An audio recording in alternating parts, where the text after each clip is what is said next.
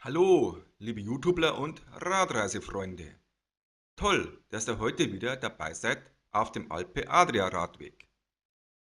Die Berge sind heute früh auch noch da in Tarvisio, allerdings ist es heute schon etwas diesig um die Gipfel. Dafür ist es um einiges wärmer, also gehe ich heute schon um 8 Uhr zum Frühstücken runter. Das Frühstück im Adriatico ist für italienische Verhältnisse echt okay. Der Cappuccino natürlich.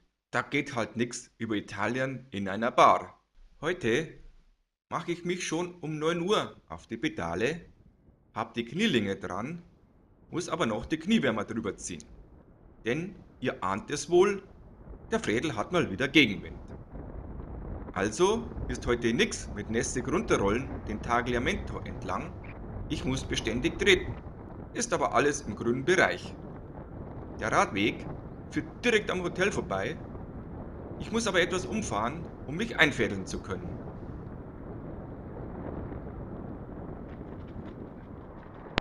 Nach Tarvisio geht es erst einmal den Fiume entlang. Das Tal ist ja relativ offen, was zu einer ziemlich geradlinigen Streckenführung führt. Das haben aber alle Bahntrassenradwege gemeinsam.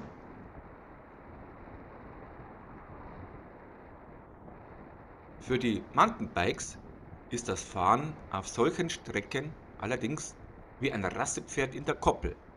Der nervöse Vorderfuß ist nur mit Nachdruck auf der Geraden zu halten, will es doch ständig in einer Richtung auswandern.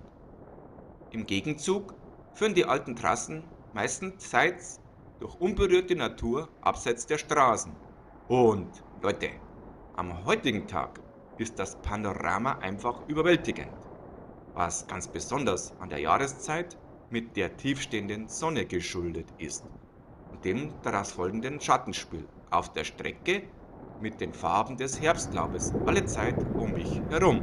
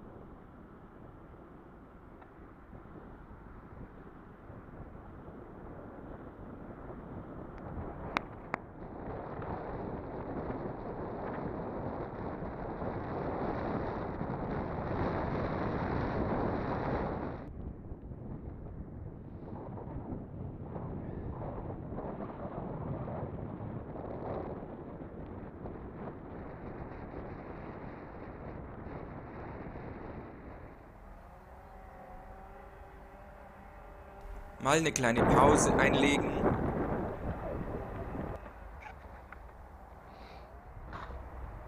Und weiter geht's.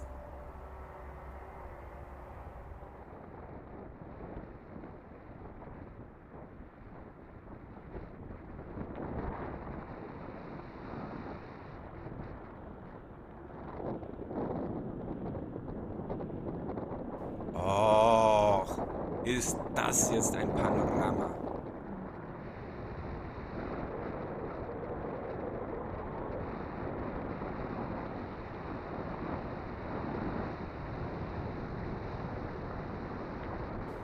War ich vorgestern noch im Himmel, so bin ich jetzt im Paradies angekommen.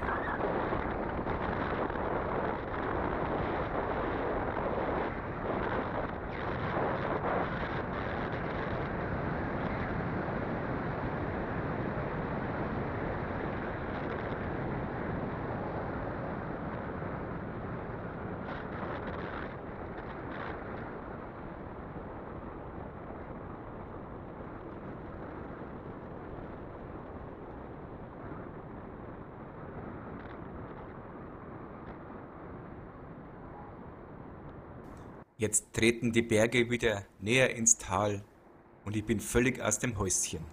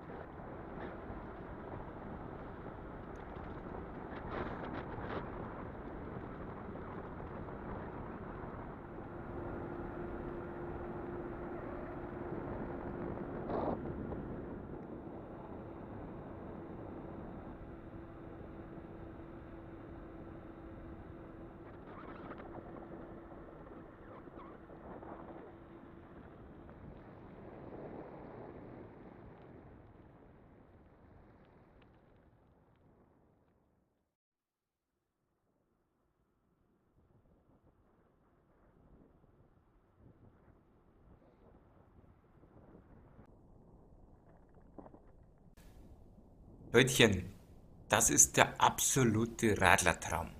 Oder auf Bayerisch, ich flipp gleich aus.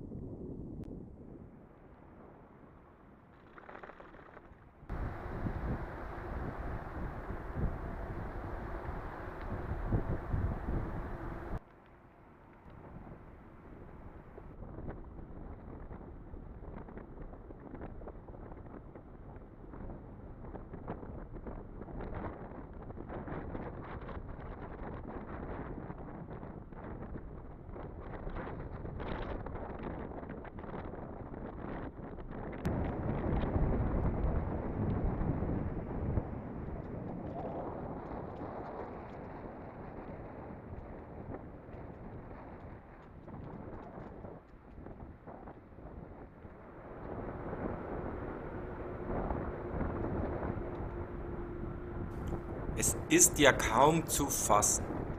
Hier toppt ein Streckenabschnitt den anderen.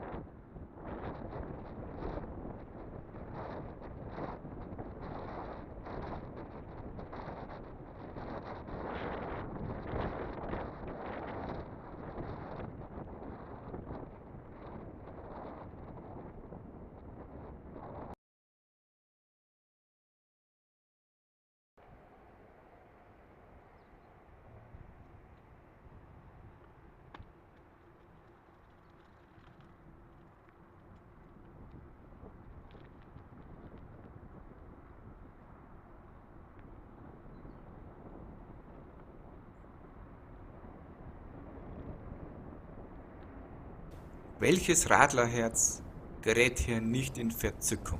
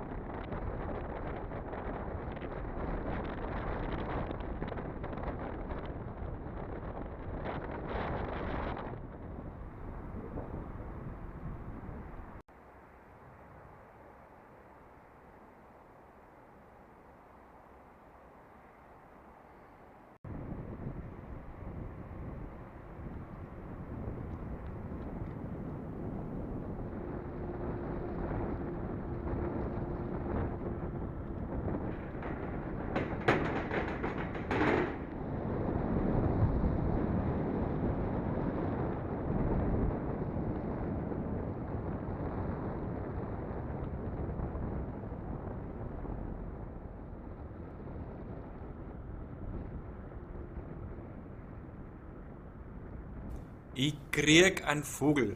Das ist ja sowas von abgefahren hier.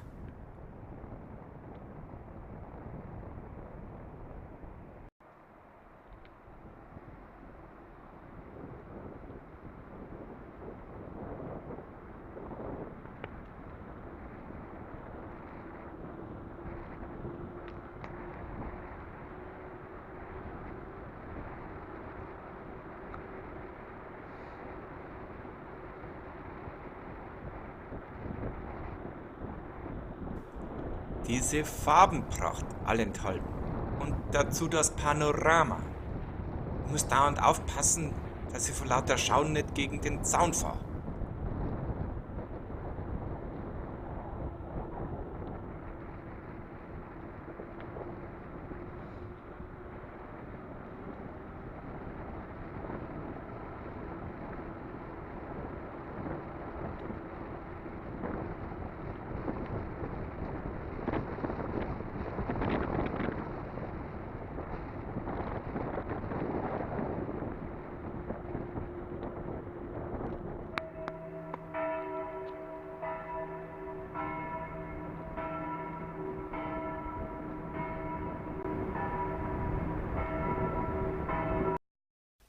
Mancherorts verunstaltet die Autobahn das Tal aufs Übelste. Wenigstens hält sie den Verkehr aus den Ortschaften.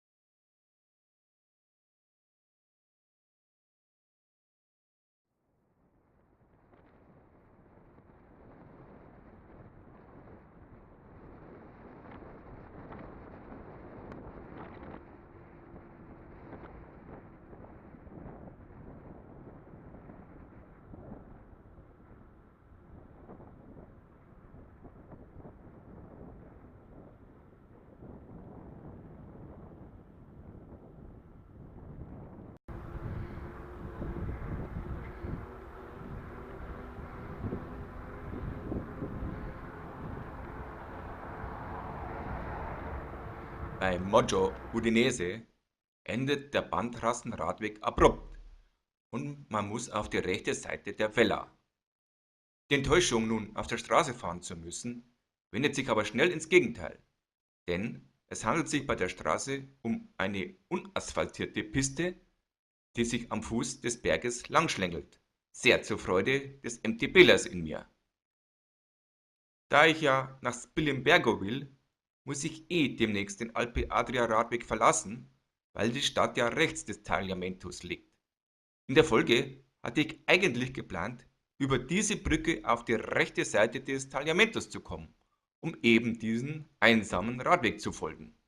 In Amaro, bei einem GPS-Halt, falle ich mit meinem geistigen Kopfstand dann endlich doch um. Denn es handelt sich um eine Autobahnbrücke, über die ich schwerlich mit dem Rad rüberkomme. Also umkehren, was mir satte 30 Minuten Zeit kostet, und damit ist auch für heute das Genussradeln vorbei.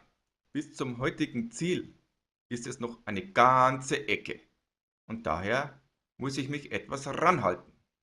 Bleibe also bis Venzone meist auf der ungemütlichen Hauptstraße, um mich dann wieder in den CAAR einzufädeln.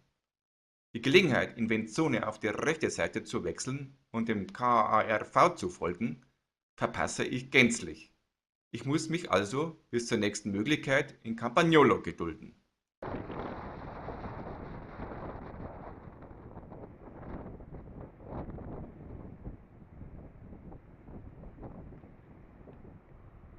Das Flussbett der Vella ist jetzt schon ganz schön breit.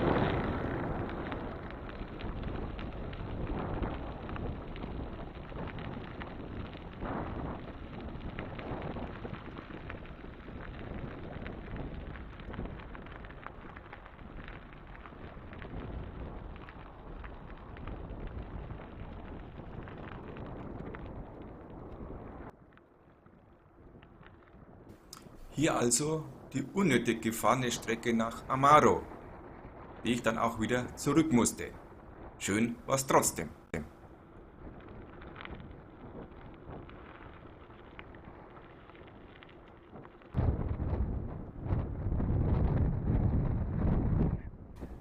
Über eine alte Eisenbahnbrücke überquere ich das Fellertal Richtung Carnia.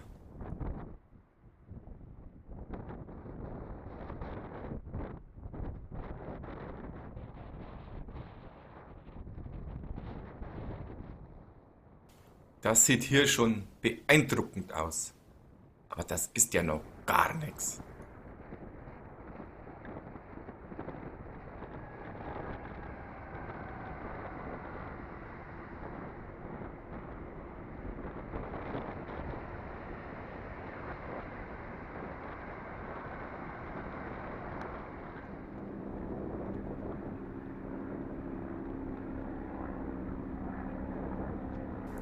Nach der Talenge bei Benzone gibt es wieder mehr Raum für die Radwege.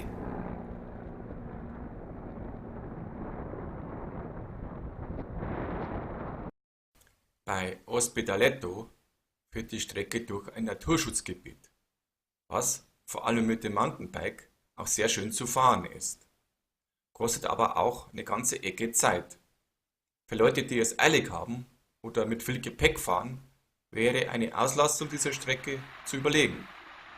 Wegen der Holperstrecke erlaube ich mir hier einen kleinen Spaß. Bei Braunlings kann ich über die Via Ponte auf die rechte Seite wechseln und kürze gleich ein wenig ab. Das wird wohl ein Entwässerungsgraben für den Monte Broili.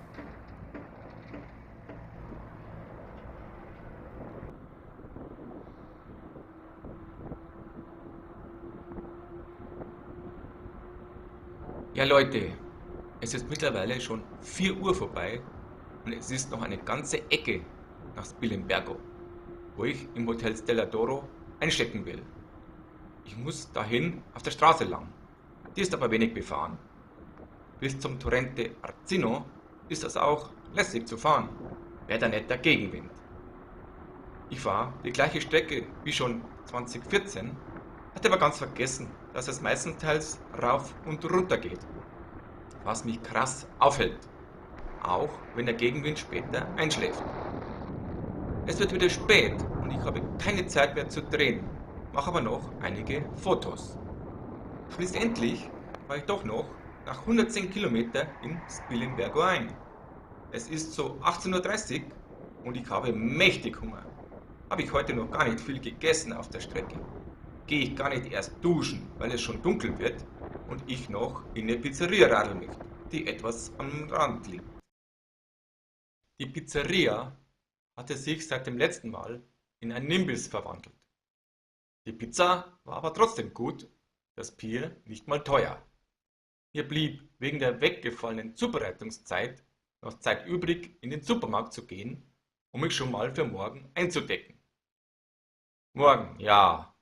Eigentlich war ich hier am Ziel der Planung, konnte überall hin, aber das Problem von zu Hause kriegte ich damit auch nicht gelöst und es lag mir im Magen, sodass ich mich entschieden hatte, den Heimweg anzutreten. Aber ich fuhr doch noch eine Strecke, bis Trient dann wenigstens. Bei einem Betthupferl checkte ich schon mal die Unterkünfte auf der Strecke ab. Viel sind da ja nicht.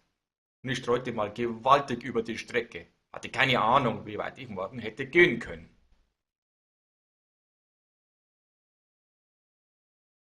Das Friaul oder Friuli als Großteil der autonomen Region Friaul-Julisch-Venetien ist ähnlich wie die Toskana oder die Po-Ebene eine Landschaft mit ganz eigenen Charme und Charakter und ebenso unvergleichlich. Das fiel mir schon bei meiner Reise 2014 auf, wo ich mich für diese Region begeistert hatte. Sie ist nur wenig industrialisiert, weitgehend in ihrem natürlichen Ursprung belassen, sprich jede Menge Wälder eingebettet in einer ebenso traditionell geprägten Kulturlandschaft. Sind im Süden auslaufend die Hügel noch zierlich, türmen sie sich schnell zu prächtigen Gebirgsstöcken auf, an denen viel Wasser abläuft, um sich in den Tälern zu sammeln und dabei jede Menge Geröll mitzuführen. Das Klima führt nach Süden zu einer üppigen Vegetation, die auch in erster Linie den Reiz dieser Gegend ausmacht. Touristisch ist das Gebiet erstaunlich wenig entwickelt. Unterkünfte sind rar, schon weil die Seebäder quasi um die Ecke gelegen sind.